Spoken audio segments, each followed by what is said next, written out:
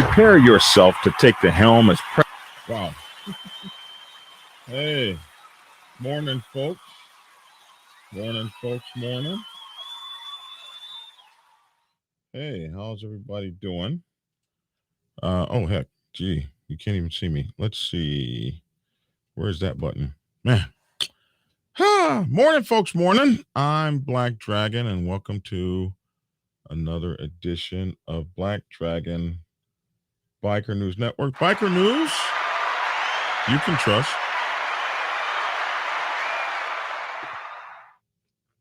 Listen, man, listen, if I could ever get my button pushing together, I'd be all right. Damn, we're closer to 10 o'clock in the morning when we're supposed to be doing this. We're getting it together, man. We're getting it together. I'm Black Dragon. Good morning, club brother, professor. I see you, man.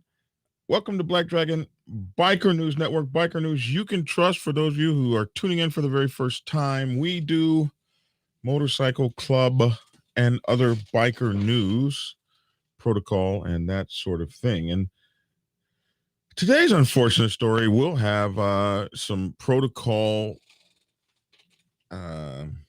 issues in it, or some ways you might live your MC club life together by looking at the mistakes of another and hopefully not repeating them. This is a sad story for all that are in the motorcycle club world, especially for those folks that are on the other side of the fence. We call that over in the 1%er world, because this is one of those nightmare stories that you would hope would never happen in your MC. And it's not just 1%er clubs that that the police departments are after. It's also, a lot of different kinds of motorcycle clubs folks are after, as it were, looking at, watching. Hey, good morning, Mark Payne over there in Australia. It's good to see you. So the idea is that this could happen to any motorcycle club, especially any motorcycle club that the police department is interested in. And what exactly is that? That is that the former boss of the Mongols, we know as Little Dave in the motorcycle club world, or Lil Dave, has been accused by his motorcycle club, the mighty Mongols MC Nation, of being a snitch, a rat, more if you're gonna say it in a more professional way, you would call him a confidential informant, someone that the police department has turned into a person that reports on various illegal movements of the club with the purpose of turning in brothers, or in this case, maybe even the entire club, for committing crimes and watching those brothers go up the creek, up the river, up the Swanee River without without a paddle. And typically, a confidential informant, also known as a CI, will either be paid or is trying to save their own butt. This happens like if you get caught doing a crime, you're getting ready to face a lot of years. They can, make your crimes go away. In the case of Whitey Bulger, you guys remember that guy, right? He was allowed, and other guys. There was the guy who ratted out John Gotti. What was his name? These guys were allowed to continue their criminal enterprises and do all the stuff that they were doing and make all the money that they were making, where the FBI and other organizations looked away while they did those things. So there is a lot of benefit that can come from being a CI as long as you're not discovered. But once you become discovered, your life ain't worth a thing. And this is what the ousted leader of the Mongols Motorcycle Club could be facing as well. I mean, I don't think anyone would try to get him right now. He's hot as a red pepper. But his long-term prospects wouldn't be good if this were true, these allegations made about him. And this is a weird kind of story because it could all be fake. He could not be an informant at all. And it could all be that he pissed off his wife by cheating on her continuously. And she said she was trying to ruin him, and maybe that's what she did. It could be either or, except for the fact that he made a very disturbing video. He didn't make that video. She videotaped him talking on the phone because she said that she had been getting harassed by one of his many, Sammy the Bull, that's the name. Thank you. Sammy the Bull Gravano, somebody said. Thank you. So she had been getting harassed by one of his floozies, and she got pissed off. And a lot of you guys forget about the woman scorned thing, and we're going to talk about that in a little bit. But she got pissed off. She taped him, and then she leaked that tape, and that tape has changed their lives. That decision she made has changed their lives forever. Somebody who has spent an entire lifetime in his motorcycle club nation has now been ousted as a rat. This is the epitome of put out bad. This is what motorcycle clubs actually put people out bad for. Not this other stuff. You know, you mess with my girlfriend. This was what out bad was created for, this kind of thing. So it is a horrible accusation. Now, for the motorcycle club, the accusation, if true, or even if they can make it look like it's true, even if they all know it ain't true, it's in their best interest to make it look like it's true, because they lost a case where the whole club is called a criminal enterprise. They lost $500,000 in a fine, and they have over $1 million in attorney's fees. And maybe some or all of that could be given back if the state illegally used information from a criminal, a CI, information from a confidential informant who was also running the club and was also in charge of the prosecution, who could have made decisions designed to protect the state and further its goals, rather than decisions that would better protect the Mongols Motorcycle Club nation. Well, this is an explosion. It's an explosion because if true, or if made to look true enough, which it looks pretty damn bad, it means that the 20-some years that the state has gone after this motorcycle club could all be the hell up out of here, on fire in a handbasket, when the judge overturns all that janky BS as cheating, wrong, underhanded, illegal, and all the stuff that they've been saying this whole time. Good morning, Chucky, out there in in South Africa. Good to see you. All the stuff they've been saying about this club all the time, the stuff is the club has been saying, like, this is not true. You guys are setting us up. These are individuals. This is not the entire club. All of that stuff could be proven to be true. Or at least believable, or at least feasible, fathomable. And 20 years of police work, well, some would say police work. Others would say 20 years of manipulation out the door. And if you remember this case, there were some things in this case that were so weird, like using maritime maritime law of confiscation to go after the club's colors, all of this kind of stuff. There was so much involved in this story that, man, where's that? That this guy wrote a 400 page book called Expect No Mercy.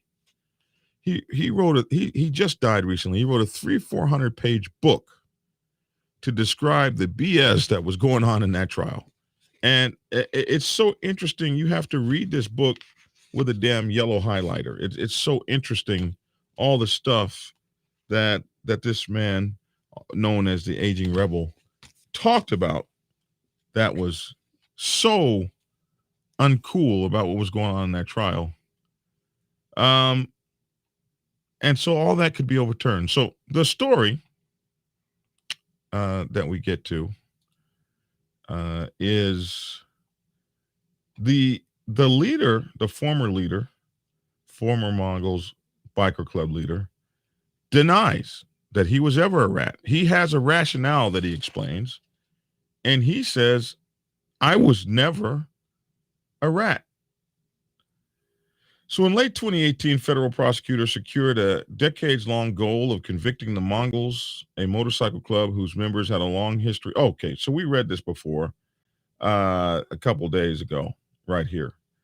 And now, 4 years later, they want to say that this guy, because of this tape, and I'm going to show you guys that, because of this tape, that this guy was an informant, but he says he was never a informant. The shocking accusation arrives after a secretly recorded video of Santillan talking to his wife about a special agent from the Federal Bureau of Alcohol and Tobacco and Firearms and Explosives. In the video, Santillan mentioned that the lead agent in the RICO case, John Ciccone, had protected him for years. So it's going to be interesting as we dig into this. The motorcycle club, and they say, which was once one of the most powerful bike organizations, I think it still is on the West Coast. I don't see why you wouldn't say that it still is. Requests a new trial. Now, Santillan's wife, Annie Santillan, told ABC that she recorded their conversation because the couple had become estranged during his infidelity. She added that his mistress had been harassing her. She said, I assumed it was going to be her, so we videotaped because I needed evidence to show the military that they had someone who was having an affair with a married man. So that's an interesting thing, because those of you who are in the military know that it is against our policy, military law, to have sex with a married person. And maybe she thought that one of his mistresses was in the military. But if I remember that law right, it is that you're not allowed to have relations with a military person. Like you, not that particularly you can't have sex if you're married, but most especially you can't have sex with a shipmate's wife or a former or a fellow soldier's wife or something like that.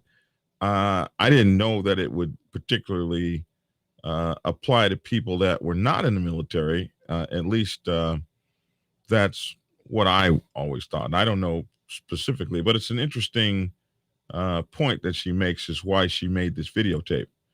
So during the call, David, David Santillan, who was drunk and despondent at the time, begged her for her forgiveness and said that he planned to get treatment for his drug and alcohol addictions. And then he just began speaking about the ATF agent. And I've seen some videos with Lil Dave, and I've seen him talk in those videos to that ATF agent. Or someone that I would think was that ATF agent. And they did seem mighty chummy in those videos. But, one could imagine that,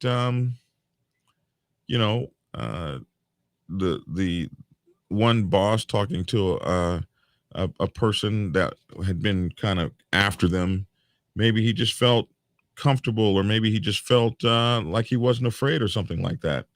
But I've seen videos of the two of them talking, and in hindsight, it looks like kind of crazy. So what we're going to do here is we're going to go over to this other article for a second and look at the video. So this article says there's a new twist in a federal case already marked by murder and mayhem. The Mongols Motorcycle Club was convicted in late 2018 of racketeering and conspiracy. Now the Mongols want a new trial. And they say their former president, David Santillan, was a confidential informant for the ATF. The explosive allegations come after secretly recorded video surfaced, and we talked about that. So maybe we can look at that recorded video, or at least something about it. I think we have something right here.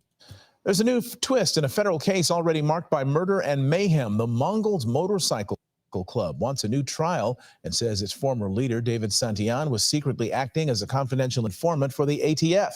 Eyewitness News reporter Christian Cordero here now with the story. Christian. Mark, the Mongols Motorcycle Club was convicted of racketeering and conspiracy back in 2018, but today they were back in court after a secret video surfaced of its former president talking to his wife about the lead ATF agent on that federal case. I love you. I love you. You're my everything. You're my ride or die. You're my everything. Marital strife in a secretly recorded phone call. David Santillan's wife, Annie, records her husband when he is drunk and despondent. In that video, Santillan seems concerned that he will no longer receive protection from former ATF agent John Ciccone because Ciccone is retiring. John told me already. I have 1 year. 1 year. He's retiring. He's retiring. After 1 year, he's done. And he can protect me. He told me. So we have to have an exit strategy. Annie then sent this text message to other Mongols saying her husband is a confidential informant. Quote, in other words, he's a rat. Outside court today, the Santillans put on a united front, both denying David was a confidential informant. Absolutely not. Unequivocally, no. I've never cooperated in any way, shape, or form. Eyewitness News asked Santillan what he meant in that video about ATF agent Ciccone protecting him. Santillan says he and Ciccone had a rapport after 25 years of dealing with one another, and Ciccone told Santillan he was retiring. He goes, I know you've been doing a bang-up job with the club. Can't protect you from this point forward. I know we've had a rapport, and I always looked out for you, and you were always respectful. So he gave me a heads up, and that was it. That was all it was about. There was nothing nefarious about it. Annie Santillan says she recorded the video and sent that text because she was angry over her husband's repeated infidelities, and she knew calling him a rat would destroy him with the Mongols. All I wanted to do was to tarnish his image. I wanted him to feel kind of what I was feeling, which was shame and embarrassment and betrayal. In court today, prosecutors predict now retired ATF agent Ciccone will testify Santillan was never an informant. And if they do that, they're going to be lying. They're just going to be outright lying. Mongols attorney Joe Yanni says he believes Santillan threw that 2018 trial by not allowing him to call Ciccone to the stand. I think they got David in compromising situations. And he was afraid, and I think he turned on his loyalty to the club to protect himself. Today, federal judge David Carter said he wants former ATF agent Ciccone to testify under oath about the allegations. The hearing will continue later this month. Mark. Christian. Man, absolute damn craziness, huh? I'm Stacey Abrams. Man, I turned that off. I don't know why it still, well, it does that. So, she got what she wanted. She destroyed the man. All I wanted to do was tarnish his image. Well, baby, that's just exactly damn what you did. And it's hard to unring that bell.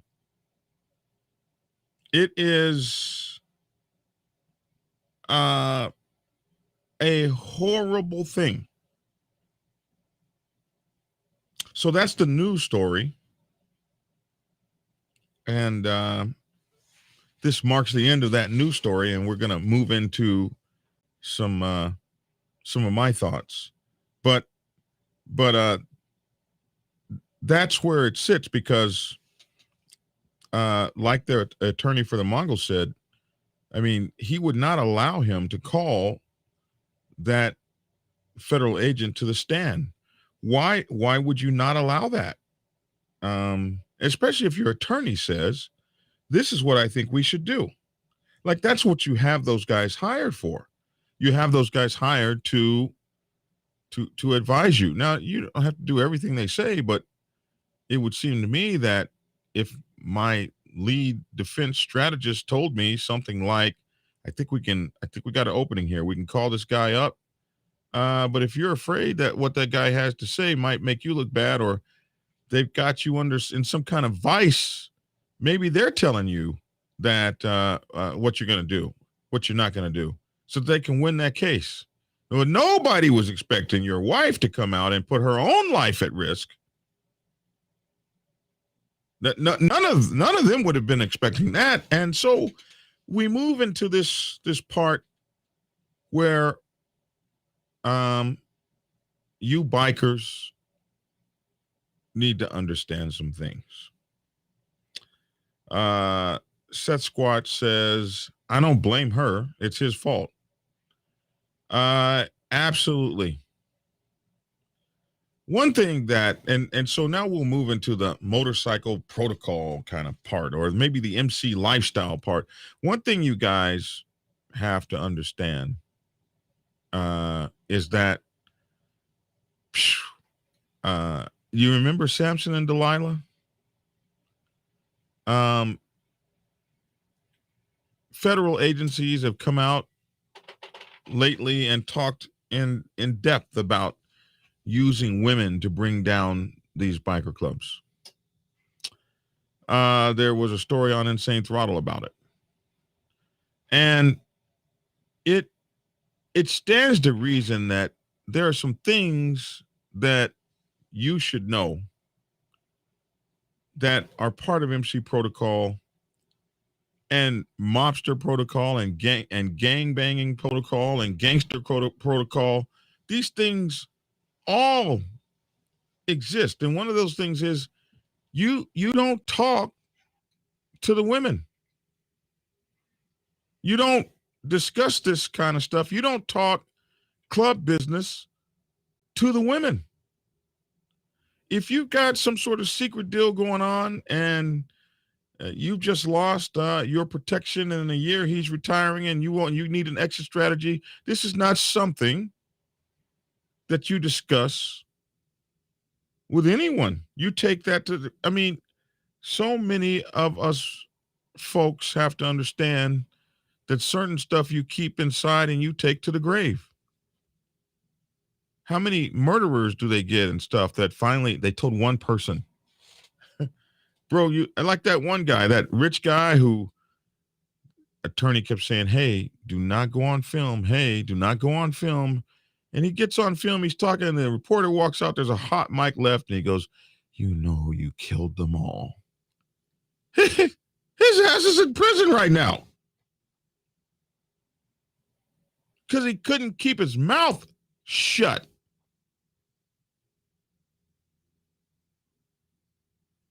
Keeping your mouth shut is the pinnacle of self-discipline.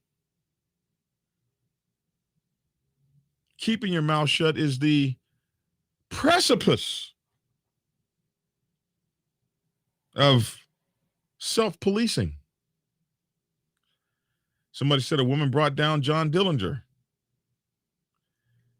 Dante says the power of the P. Sasquatch says a woman brought down a lot of the clubs because of pillow talk.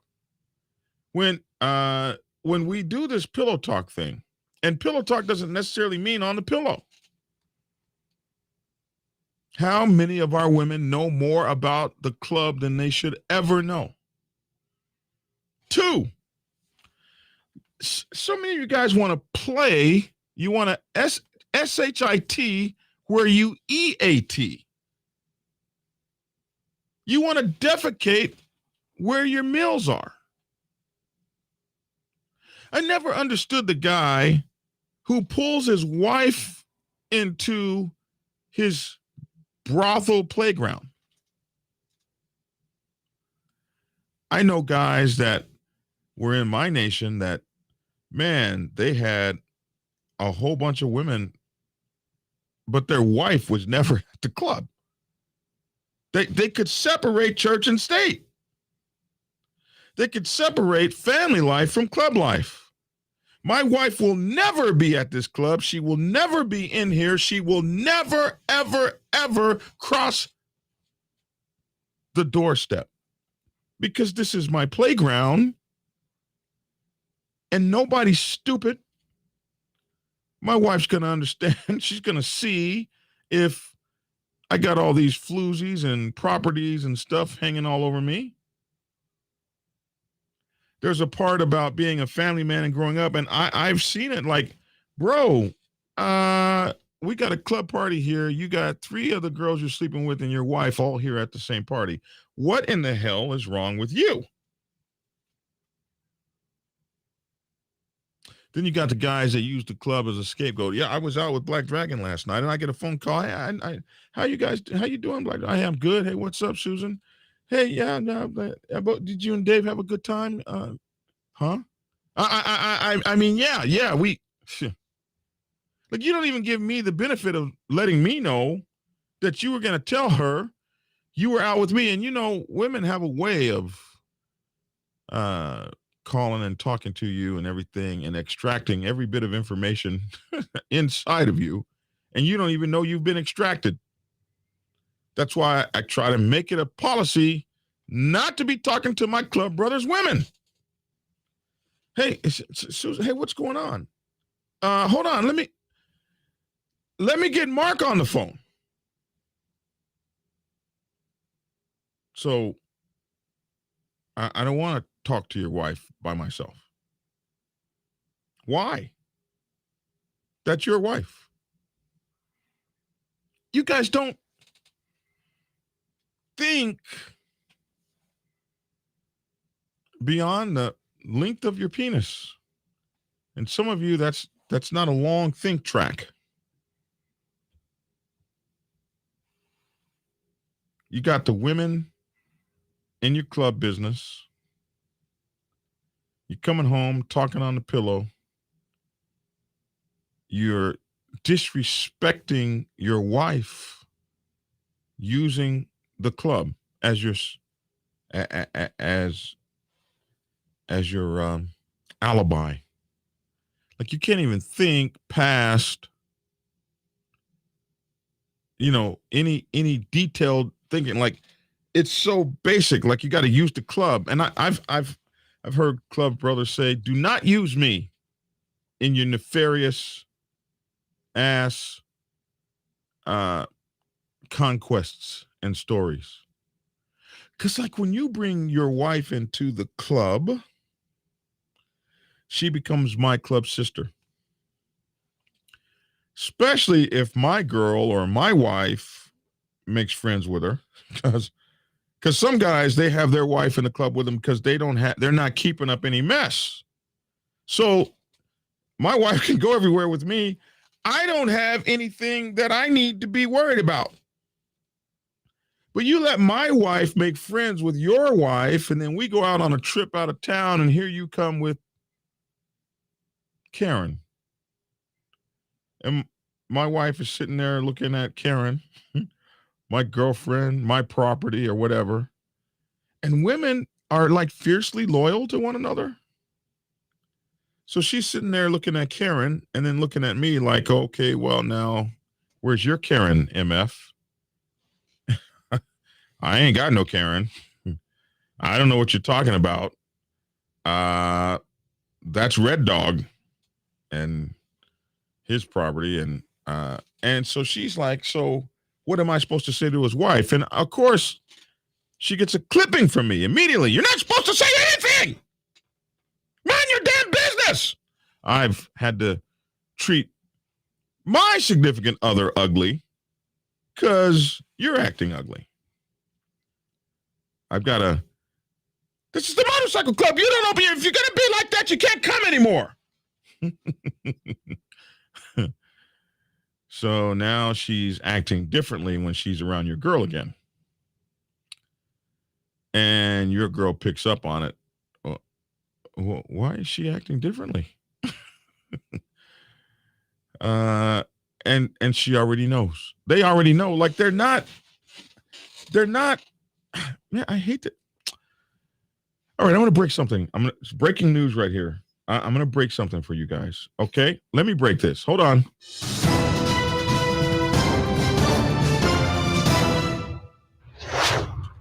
Breaking news from Black Dragon. Women are not stupid. Details at 6.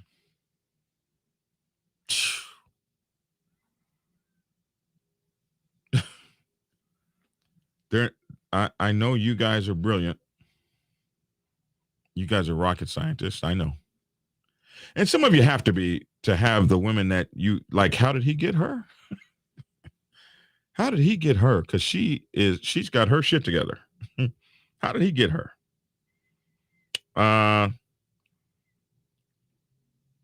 So maybe you think you're a rocket scientist because some very incredible babe had mercy on your ass. But truth of the matter is, they ain't stupid. Then some of us will get involved with these women that make it their business to pick up the phone and call your woman and harass her. Well, if you got a woman that you really care about or whatever, you have to make it very clear and plain and simple. You do something like that, and you're going to have an issue with me. But you thought that the floozy was stupid. She's stupid. Everybody's stupid. You're the smartest thing going. Or some of you don't care. Some of you feel like, hey, man, I'm here doing my thing, and she's just going to have to take it. And if that was the case here, that worked out real well, didn't it? So the motorcycle club life can be confusing because there's so many moving parts to it. We in the biker world are rock stars in our own little concert. And over here, now if you go to the Van Halen concert, Eddie Van Halen is the rock star. If you go to the I don't know, you go to the, oh my goodness, the what's his name?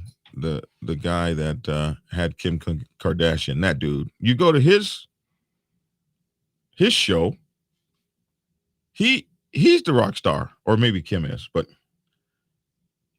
in here, over here, right here in this thing here, we're the rock stars. Oh, that's President Tukum over there. That's Sergeant at Arms Rocky One. Over there is Regional President Roadstar. We marched through with our chest up, and all the women that are there for us. They might not be quite the pick that maybe Prince would have gotten, but they're the pick for us. And being a rock star comes with a certain amount of responsibility. And you got to be able to, Kanye West, thank you. That someone gave me the name. Kanye West, that guy, you go to his thing, he's the star. It's hard to walk up in his thing in your motorcycle jacket and all the women were looking at him and now they're looking at you, which happens when I go places, but I don't know about the rest of you. Ray J, someone said. Yeah, that was he ever married to her? So the thing is that with absolute power comes a corruption that is absolute. And some of that probably played out in this situation. Another thing we need to talk about. Another one. Man, I need to break another story here. Another one we need to talk about is addiction. It's hard to be the national leader, regional leader, local leader, international leader when you're answering to a damned addiction.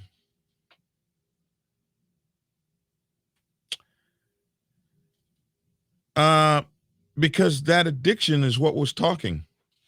He was drunk and despondent, they say. And if you listen to the video, I mean, the guy sounds crazy. I mean, no, I love you. You're my everything. I need you. You know, like, we all have our ideas of what a big boss would be like, and you would expect a more, maybe a little bit more person that's not frazzled, that doesn't never really raises their voice or something like that. Someone who's just kind of more stoic. Yeah, I understand you've got to leave, baby, and you're not happy, and life is life and everything is everything. And so though I might miss you, I'm a national leader here, and I can't trip out like that. So peace. You might expect something like that, not necessarily, oh my God, I can't lose you. I got to have an exit strategy. You don't expect all that. But hey, when that booze is talking, or them drugs is talking, or drugs are talking, booze is talking. When that booze is talking, or those drugs are talking, that's someone wrote earlier, that's the truth serum. That ain't particularly you. That's it. Or maybe that is the true you. I don't know, whatever it is, but it ain't how you would purport yourself or comport yourself and display yourself publicly. You don't have it all going on. That's why there are certain, in the military, there are certain security clearances that you have that they can't even put you under the needle, as it were, unless they have certain personnel in place to make sure that you ain't running your mouth, that you ain't running your mouth. Somebody said drunk man's words are sober man's thoughts. It could be. But you don't need everybody hearing your thoughts. So if you're leading something, and I believe this or not, whether you guys know it or not, I have a business where motorcycle clubs call me to talk to me about issues that they have. It's a consultation business at clarity.fm/black-dragon. And so a lot of guys will say, I need to talk to you, Black Dragon. I got so much going on. I got to talk to you, man. I need a one-on-one. And this happens every day. And if I could spend a one-on-one with everybody that says I need a one-on-one with you, and I would be broke. Because it's all day long sometimes. And then of course my own brothers in my club who call me to either fight with me, cuss me out, or listen to what I got to say. I spend a lot of time on the phone. So I created a business, clarity.fm/black-dragon, for folks that want to talk to me about their club issues. And it's like, it's confidential. I don't tell anybody what's going on in your club, but these folks call and they send me emails. I got to talk to you. I say, well, go set up an appointment over there on clarity.fm. And the whole thing is clarity. You call for clarity, help you with situations. I get calls from everything like, how do I start a motorcycle club, to Prospect one time called me and said that the president and a couple of guys in his club were cheating with his wife. I get all these kinds of calls. You want to know what one of the most frequent, I'm not going to say popular, but one of the most frequent calls I get is guys that are trying to deal with addiction. Either they're trying to handle club brothers, presidents, vice presidents, national presidents that are addicted. And the stuff that the addictions are just, they're just absolutely crazy. That these guys you wouldn't believe that are running major motorcycle clubs that are addicted. And either I'm talking to people that are addicted, or I'm talking to people that are under addicted people and are at their wit's end with, what am I going to do? Because I can't take this addicted crazy mofo doing addicted crazy stuff. Alcohol addiction, drug addiction, all kinds of things. And I'm just always amazed at, oh, wow, I wouldn't believe that of that guy. He looks like he's got his act together. Addiction can hit any of us. But what you have to do about addiction is you got to get it handled.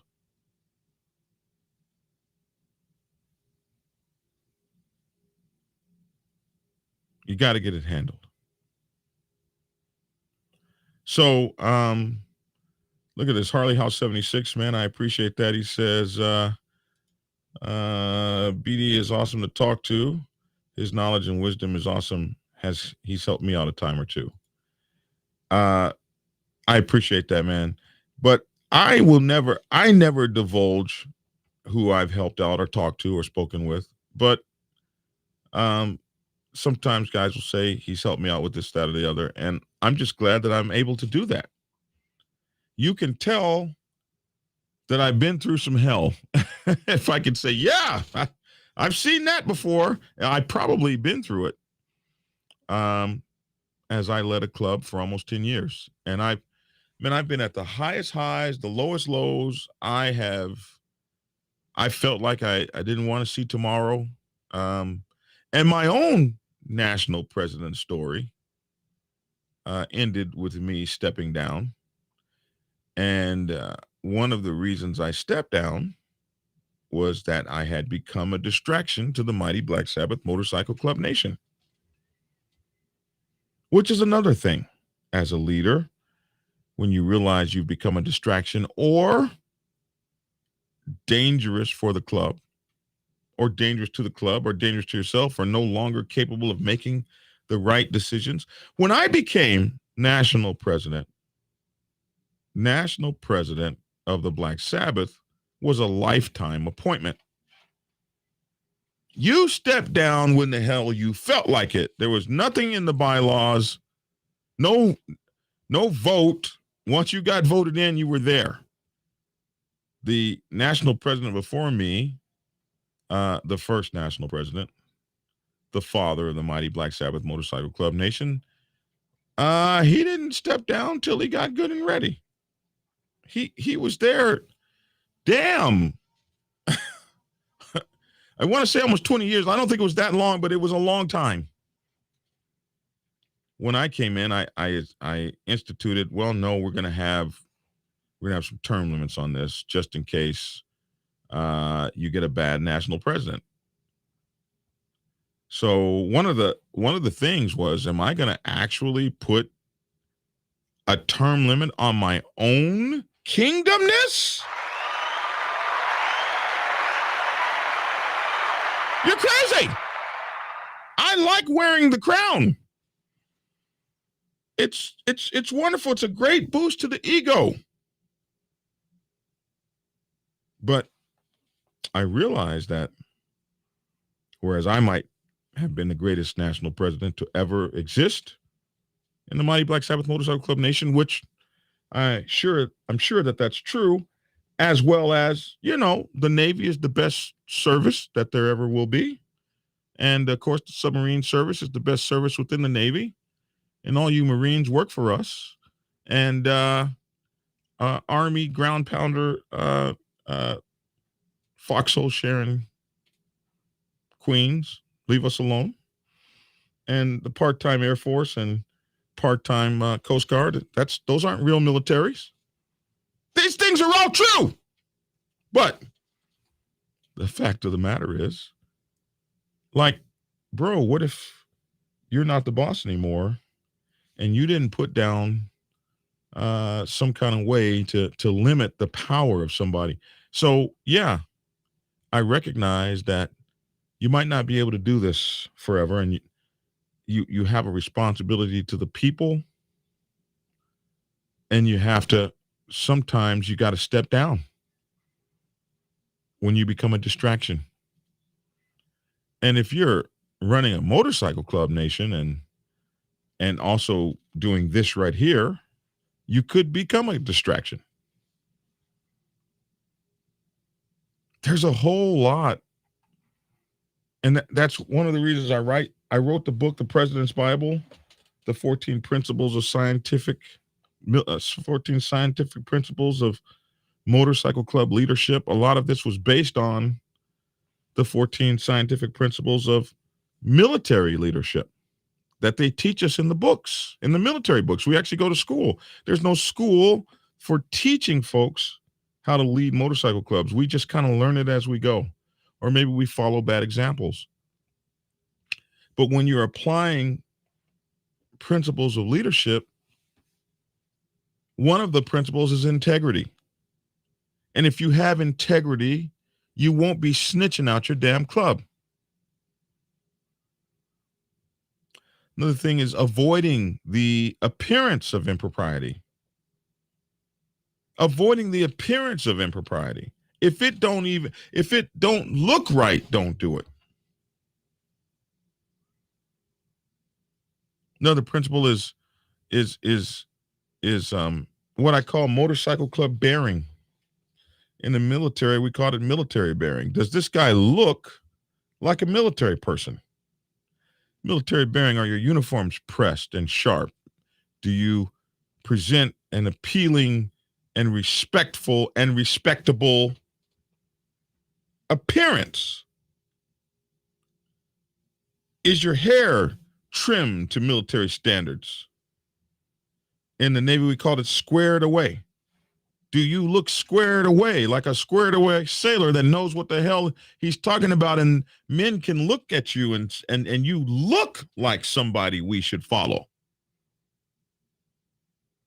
Do you get to work on time? Are you on time for muster and formation? When you march, is your head up and your shoulders back and your arms swinging? Do you sway with that military pride? A lot of people will walk up and say, man, were you ever in the military? You just got that look. Yeah, I was. Yeah. They taught us how to lead. They taught us how to lead men into battle where some of us might not be coming home. You see that road captain on that motorcycle throwing that hand like that. Follow me! Moving forward! March! I know what I'm doing. I got this pack. I'm running it. leading from the front. I never get so concerned with me, me, me, me, me. So when we were listening to this drunken guy in this conversation, me, me, me, me, me. Need an exit strategy. Can't protect me. I can't be protected anymore. We got to get out of here because me, me, me, me, mine, mine, mine, mine, me, me, me, me, me. And I often say, stop saying mine. Stop saying me. Stop saying I. And start saying we. That's why I wear the shirt, We MC. If you're thinking about the we of the MC and you're a leader of the MC or a prospect of the MC or a hang-around of the MC or a friend of the MC or a full-patch brother of the MC or a property of the MC or a full-patch sister of the MC, an auxiliary of the MC, if it's about we more than me, you will find that you won't be putting yourself in those kinds of positions.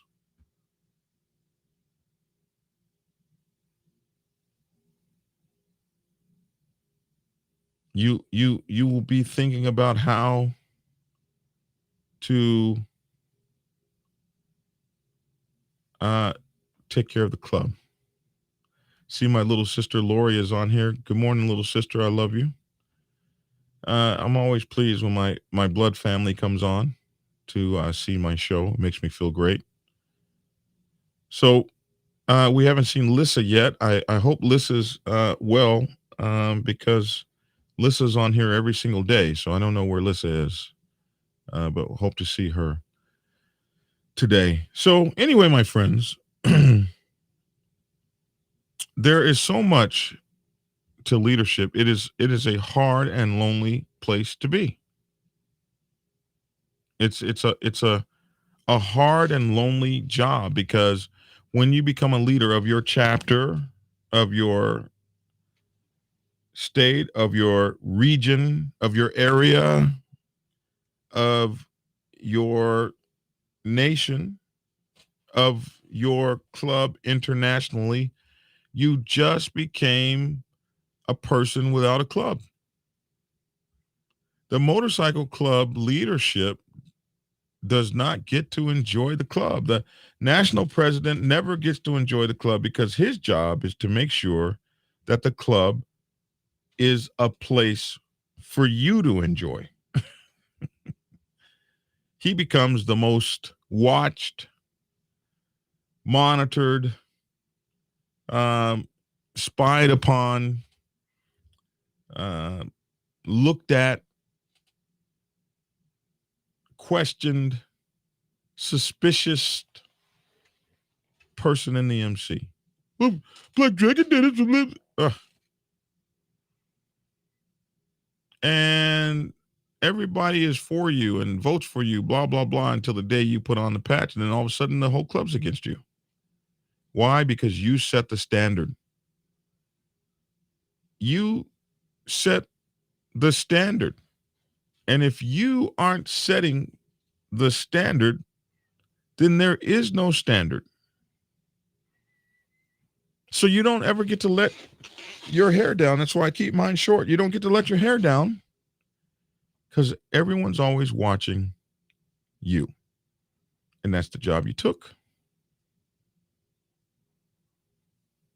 So, in conclusion, if you're in a leadership position, get sober. Get sober, man. We need you to be in your right mind. Use the 14 scientific principles of leadership.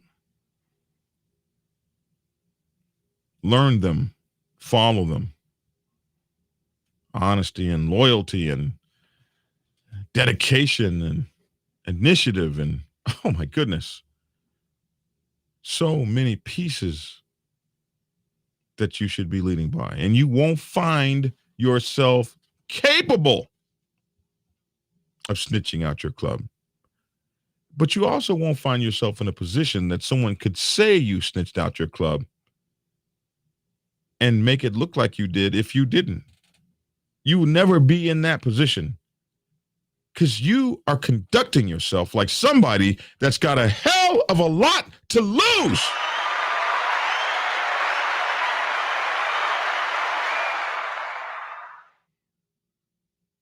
You're conducting yourself like someone that has men following you who have dedicated their lives to following the example you set.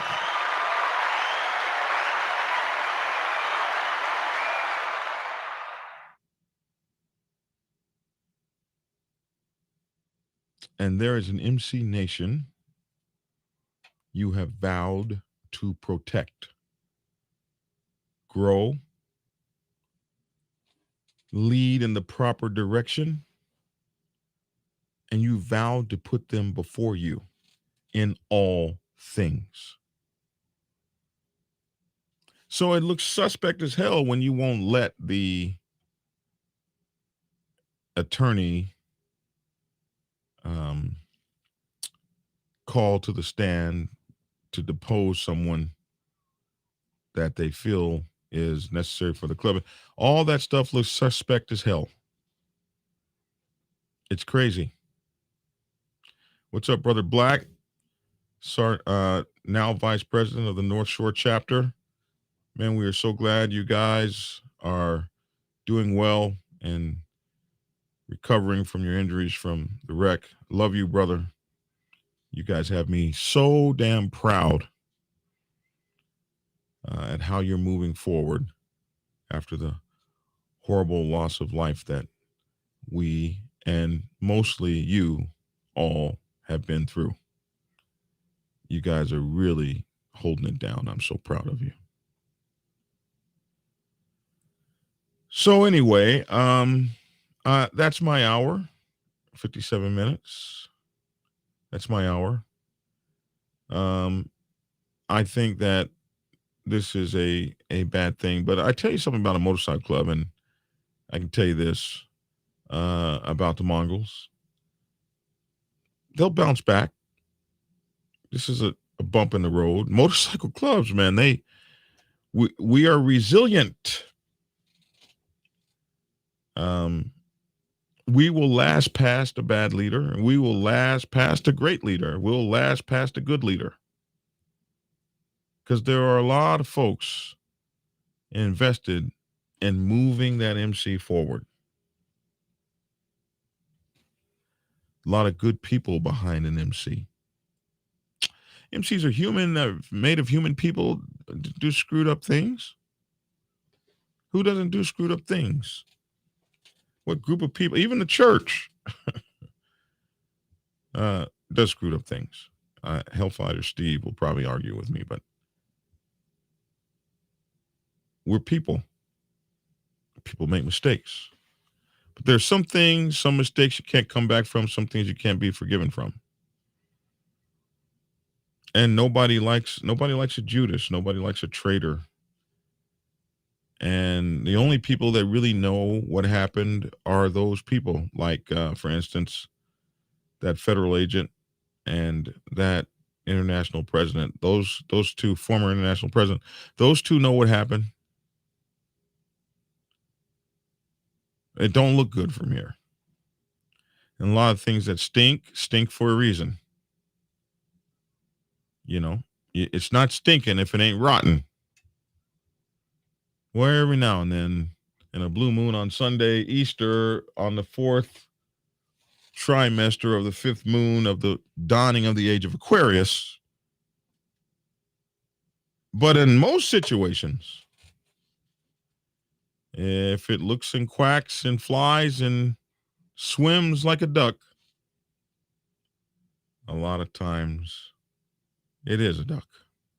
Most of the time. See, Aunt Squirrely quit smoking 4 months ago. Good for you, man. Good for you, Aunt Squirrely. Appreciate it. Listen, folks, these are my books. The Sergeant at Arms Bible, the Prospects Bible, the President's Bible. These 3 books are actually hardcovers. I actually have library books. It's so effing cool. So these are what the hardcovers look like. But of course, you can get these on Kindle, and you can get these in paperback. And then this is my book, the Public Relations Officer's Bible.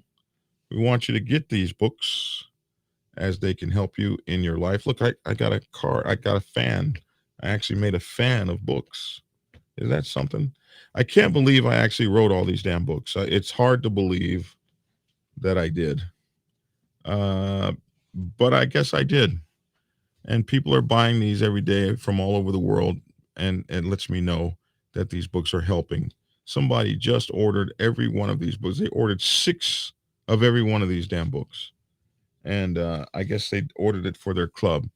And I'm so thankful for that purchase.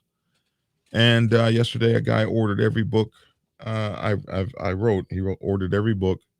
There's one more that you don't see. That's the Prospects Bible for Women's Motorcycle Clubs. But if you have the Prospects Bible, you don't need that book. And I'm just proud to be able to have these. And I want you to know that I'm working very hard. Last night, I worked until 5 o'clock this morning, 6 o'clock this morning, on this book, which is my first audio book. And we're using Audacity to make this book. So this is the Prospects Bible on as an audiobook. So check this out. Chapter 2. What to look for, what to avoid. How does a traditional MC operate? A traditional MC operates by observing the bylaws and following the club vote. This is a simple model. Officers of the MC serve the members and don't hold themselves out as lords over their flock. Officers of the MC serve the members and don't hold themselves out as lords over the flock. Man, how interesting that line is. In the Prospects Bible, we're trying to teach you how to be an officer following the 14 scientific principles of motorcycle club leadership. They are compelled to service by their love of the MC. Officers are compelled to service by their love of the MC. You're not getting paid, none of that kind of stuff. You serve us because you love us, not because you love you. The president is the ultimate servant of the MC. His job is to deliver to the MC what the MC has requested by way of vote. The president is the ultimate leader of the MC. His job is to give the MC what it has determined that it wants from the vote of the full Patch brothers in good standing. It's the MC that determines where it wants to go, and the president's job is to get it there. The president is the ultimate servant of the MC. His job is to deliver to the MC what the MC has requested by way of vote. If the MC votes for something to occur, the president uses his powers to make sure the MC's desires happen. When you are scouting for an MC you want to become a part of, look to make sure this simple model is followed. So that is, I know you guys wanted to clap for me. That's why I used my clap button. But anyway, that's chapter 2. I did it. It took hours to do that crap, man. Oh my gosh, I gotta do an outtake where you can see me reading and then screwing it up and backing up and reading over it again. It's called punch and roll, and doing it over and over and over again. Where you can't say words, you start putting words together, like schlucky when you meant stop and look at me. How does that become schlucky? And after you do all that, man, you have a book. So someone said, listen to that smooth voice. Do you guys like it? I mean, you guys send me some email. Tell me what you think about my voice. Because I'm very self-confident, conscious, uh, over whether or not like I sound gay or something. But which so Black Dragon and BlackSabbathMC.com. Give me some feedback, people. But that's what the audiobook is sounding like. And I built this whole damn studio for making my audiobook, and I haven't done it in all these years because it's hard. And I decided to go ahead and do it. So we I've got 2 chapters done. And the hardest thing about an audiobook is putting it together so that it meets the ACX standard. And I've so far I've done that. And I bought a whole brand new program, which I probably won't do this audiobook in that program. But it is Adobe Audition, and just the learning process on it is just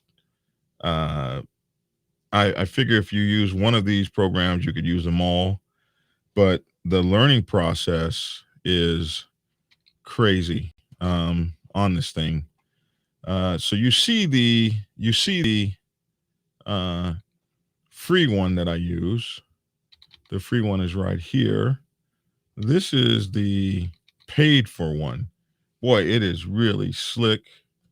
Let me see. We'll just call this test 2. And this thing, so you name it and everything before you make it. I mean, it's really kind of cool. Look at that, man.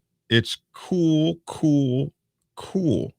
And I want to really learn how to use this one because this one looks really way cooler than this one, which just looks kind of cool. But the paid for one is sexy. You look at that sexy thing, then you reach up here and you grab the spectral frequency display, boom, and look at that. And then it's got all kind of stuff. Like, look at that right there. That's noise, people.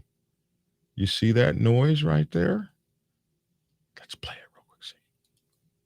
And you got, it's funny. You can't even hear that noise. Cool. But the noise is right there. You can see it on the spectral analyzer thing. So when I go through and I edit this thing, I'm just reaching down in here, finding this noise and either cutting the noise out, or I'll take some noise right here, some better noise. I'll cut and paste that noise, or copy that noise, and then I'll paste that noise, that clear noise, over this noise right here, and voila, that noise is gone. Look at that. This is what I've learned. You guys would be like, you can go hunt noise and figure out, so that you guys don't get the fan in the background, the fire department, police engine, the train that's over there, that you hear. There's a train over there and all kind of stuff that I hear in my headphones right now that you guys probably don't even hear. Somebody says, "Hello, Black Dragon, the BBW." Really? Black Dragon, the BBW, LOL biker, Barry White. Body shaming. Anyway, Black Dragon, the BBW. Anyway, this is a cool, I want to, be creating on this cool thing here. This thing is like totally, I feel like I'll be quite the consummate professional if I'm working on this cool thing. But hey, the free one, does the same damn thing. The free one is pretty cool. It's not as sexy, but it's pretty damn cool. So we're going to use the free one for the first book. And then I will have learned this one, and we'll use this cool one for the upcoming books that we got coming out. So, hey, listen, guys, I will have audiobooks. Yeah. So How long? I think I'll be done with this audio book by the weekend. I really think so, because it takes about 2 hours to do a chapter, and I do the chapter. Now I have to do it like first thing in the morning. Like it has to be done after 12. That's the only time traffic dies down and police helicopters and trains stop running. And I just can't believe that you can actually hear that stuff. And I have all kinds. I have sound silencing. I don't have soundproofing. I can't afford soundproofing, but I have sound silencing on all of the doors and windows and walls and stuff. And it's not enough. I think I'm going to have my buddy come over and build me a thing here where I put a blanket, moving blankets over the top of the desk. I'm going to have a frame built and put moving blankets over the top of the desk and hope that helps. Sound silencing is a mofo. And I know all about sound silencing because I was in the United States Submarine Navy, and all we did was sound silenced. But anyway, that, my friends, is what's going on with the audiobook, and it will be out soon. Black Dragon has an awesome voice as long as he leaves the singing to Tia. You guys know I can sing. Don't be acting like I can't sing. We need to see more of the Stone Rose. I'm not sure who someone was talking to. D and Louis V. You need a booth. I tried to buy a booth. The damn booth was $15,000. It was on sale for like $8,000. And I went to go buy it, and it was like 13 feet tall. And it's a booth. This booth was an old booth on wheels. It was 13 feet tall, and then they put it on these rollers, and it made it about 16 feet tall. I couldn't roll it into my garage. It was too big to even put on my trailer. It looked like it weighed about 1,000 pounds, and it was too much. But I really wanted that booth. It was a mobile booth, sound silence booth. It was hardcore, but it was so old. You really needed to have a strong use for it to justify all of that. And in my case, it was going to sit outside in the rain, so that it didn't make a good booth for that reason. Barry White, I'm called. Teddy Pendergrass, somebody said. I think you spelled it right. You sound awesome, Mr. Dragon. You got a voice of wisdom. Thank you. All right. So we're going to keep doing it then. You sound like that brother sings this old school song, Turn Off the Lights. Turn off the... No, but I don't sing, though. That's the horrible... I wish I could sing. All right. I appreciate you guys, Aunt Squirrely. Love you. So glad you're here. Tattoo Chris, SSW Custom Sewing, all of my people that are on here. Electro Vibes, I hadn't seen you in a while. It's good to see you here back again, man. Listen, Trevor Drake, as always, my guys over in South Africa, KP Nordic, man, it's good to see all of you all. So many of you. Listen, learn from that man's mistakes. Learn as best you can to make sure that such a thing doesn't ever happen to you. You can't always know how life is going to turn out, but if you're living a pretty principled life, most of the time you will avoid something that looks this horrible. Make sure to get with Black Dragon Biker TV on Instagram, TikTok, and Facebook. We would love to see you there. The online podcast is The Dragon's Lair, LAIR, Motorcycle Chaos. So we're getting about 10,000 downloads a week right now. That's very exciting. Thank you for that. We're just trying to build. My bro Big Bone has a new podcast coming. Make sure to go to Big Bone's YouTube show, The Big Bone Yard, on YouTube. Go there and like it, and he will be producing content very soon as he learns how to use all of that stuff he got. Order my books: Prospects Bible, Sergeant at Arms Bible, President's Bible, Public Relations Officer's Bible, and Prospects Bible for Women's Motorcycle Clubs, available on Amazon, Kindle, or get your autographed copy at blackdragonsgear.com. Join our daily podcast, The Dragon's Lair Motorcycle Chaos, wherever you get podcasts. Make sure to join us on our Discord server. The link is in the description below. I miss Lissa right here telling me that the link isn't there, but it is now. And our GoFundMe page for our brothers and sisters of the Slidell region, North Shore chapter, if you still want to donate, is Black Sabbath MC North Shore chapter fundraiser on GoFundMe. Black Sabbath MC North Shore chapter fundraiser on GoFundMe. My email is blackdragon@blacksabbathmc.com. And my phone number is 404-692-0336. That's the in-studio phone number. If you need to call me, you can get a hold of me there. All right, cool. That's it, man. Thanks for tuning in. And get skinny. That's my 2 cents. Love to hear your 2 cents in the comment section below. Have a great day. Do great things. Stop saying I, mine, me, and start saying we. Now get the soap. Okay, here. Let's check this out real quick. You know, I've been talking about my hero soap. I wanted to show you guys. Here's my empty bag of my hero soap. I actually use this stuff. I'm going to do a commercial with me in the shower. You guys will like that, won't you? Won't you guys like seeing me in the shower? I'm going to have a model with me. You know, some sort of maybe 2 or 3 models around me. I don't know if you guys remember the commercials that used to have Joe Namath in them. Great balls of comfort with Noxzema. You remember those commercials? Are you guys old enough for that? Where he had these models around and he's in the shower and he's got this Noxzema cream. Yeah, so I'm gonna do me some. You guys want to see me naked, right?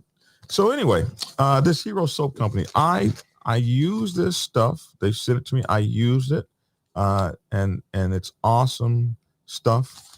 And what I like about it, and you know, I'll just be kind of cool with this, is that it's manly. It smells good. They got all kinds of soaps. They've got lavender and all these kind of manly smells. Tea tree, cool spearmint. The woods, they have body washes now, which is new for them. They didn't have the body washes when they first contacted me, but they got them now. What I like about these folks is that they give a percentage of their sales back to charities that are focused on helping veterans and first responders. So that's, they say, we want to thank you for helping us support our veterans.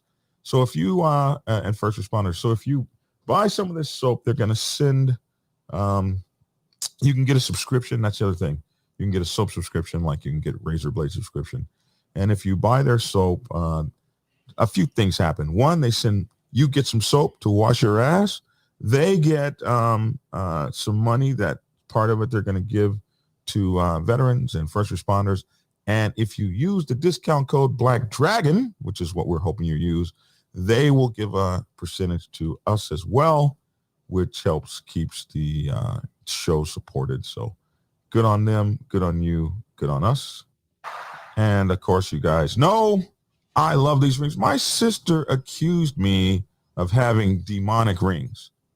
How are you gonna accuse me? She told me she was terrified of my rings, and she said each ring was more demonic than the one that I would previously put on. Each one was more terrifying than the previous one. And I don't understand how she could say that about my rings. My rings are cool. You know, you gotta have some cool rings if you're these are my rings, man. So if you like rings, like I like rings, biker rings, you can go here to Gothic Rings, gthic.com. Just like with the soap company, if you use your discount code of Black Dragon, you get you a very cool discount. You are fake news. Black Dragon Biker News Network. Biker news you can trust. Biker news you can trust. Biker news you can trust. Biker news you can trust.